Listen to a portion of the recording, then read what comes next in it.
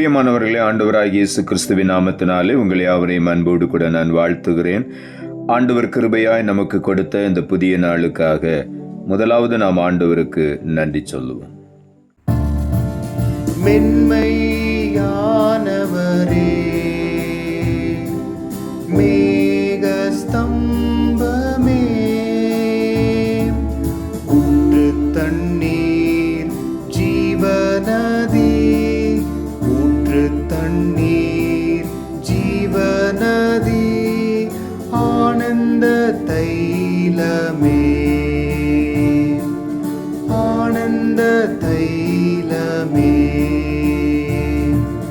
பனி போல பெய்யும் பரிசுத்தரே, மழையாக பொழியும் ஆவியே, ஆவியே, ஆவியே, மழையாக பொழியும் ஆவியே, பனி போல பெய்யும் பரிசுத்தரே, மழையாக பொழியும் ஆவியே.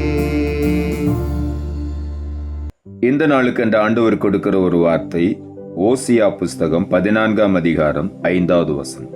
ஓசியா 14:5. நான் இஸ்ரவேலுக்கு பனியைப் போல் இருப்பேன், அவன் லீலி புஷ்பத்தைப் போல் மலருவான், லீபனோனைப் போல் வேரூன்றி நிற்பான்.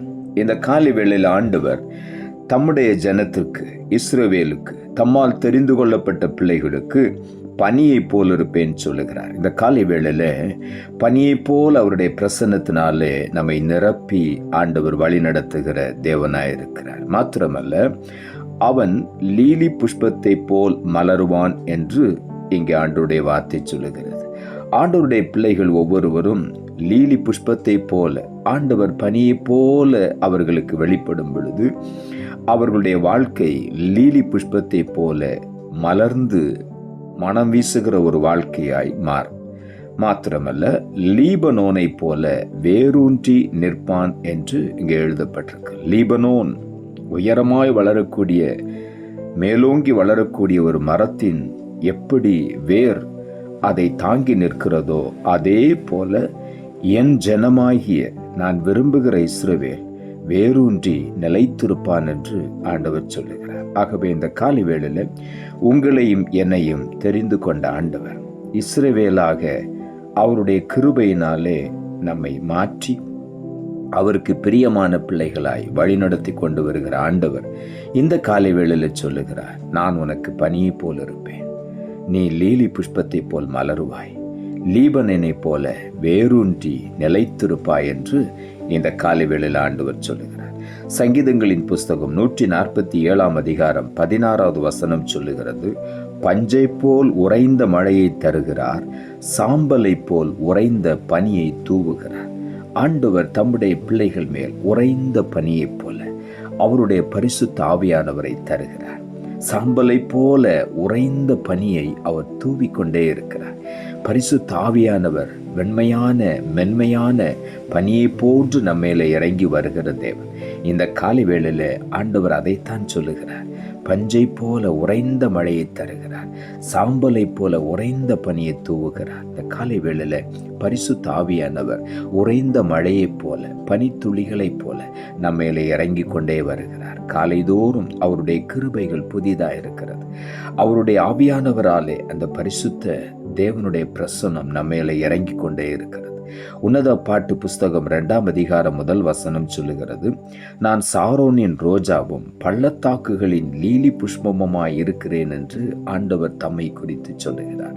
நான் உங்கள் ஒவ்வொருவருக்கும் சாரோனின் ரோஜாவாக, உங்கள் வாழ்க்கையில நான் எப்பொழுதும் மனம் வீசுகிற ஒரு தேவனாக உங்களோடு கூட இருப்பேன் என்று ஆண்டவர் சொல்லுகிறார். உங்களுக்குள்ளே நான் மலர்ந்து கொண்டு இருப்பேன், நீங்கள் முகம் மலர்ந்தவர்களாக ஆண்டவருடைய சமூகத்திலே காணப்படுவீர்கள் என்று ஆண்டவர் சொல்லுகிறார். நான் சாரோனின் ரோஜாவாக உங்களோடு கூட இருக்கிறேன், பள்ளத்தாக்குகளின் லீலி புஷ்பமாய் உங்களோடு கூட இருக்கிறேன். பள்ளத்தாக்கின் அனுபவங்கள் வந்தாலும் அங்கிருந்து மனம் வீசுகிற ஒளி வீசுகிற ஒரு லீலி புஷ்பத்தை போல நீ மலருவாய், உன்னை அப்படித்தான் மலரச் செய்வேன் என்று இந்த காலை வேளையில் நாம் ஒவ்வொருவரை பார்த்து ஆண்டவர் சொல்லுகிறார்.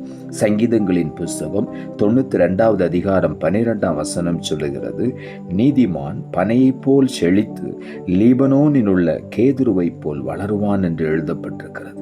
லீபனோனில் இருக்கிற கேதுரு மரத்தை போல நீதிமான் வளருவான், பனையை போல செழித்து ஓங்கி வளருவான் என்று இந்த காலை வேளையில் ஆண்டவர் சொல்லுகிறார். நீங்களும் நானும் இயேசு கிறிஸ்துவின் இரத்தத்தினாலே நீதிமான்களாக ஆண்டவரால் நாம் உருவாக்கப்பட்டிருக்கிறோம். ஆகவே நீங்களும் நானும் நீதிமான்கள்.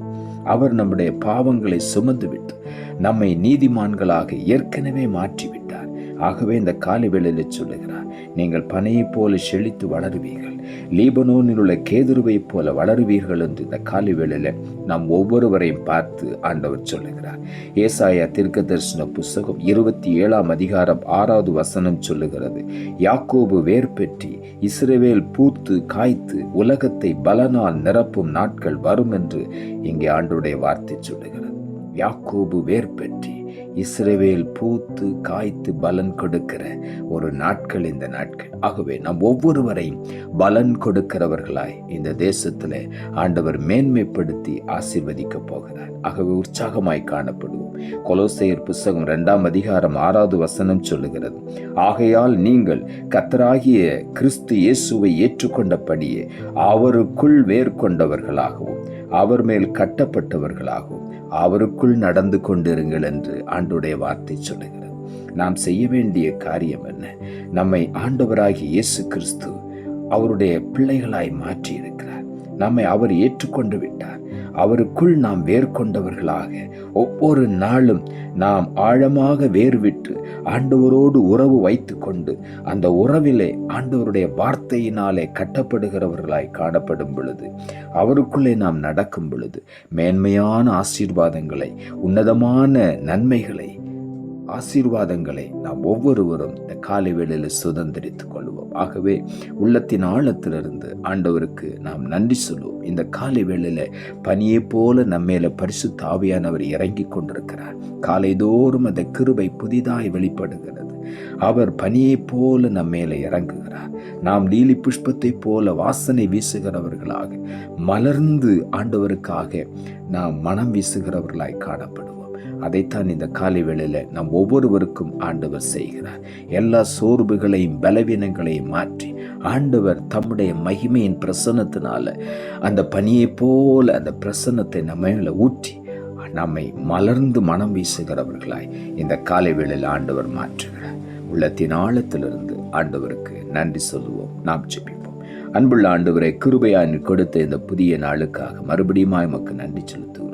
ஆண்டவர் கொடுத்த ஜீவனுள்ள வார்த்தைக்காக நன்றி.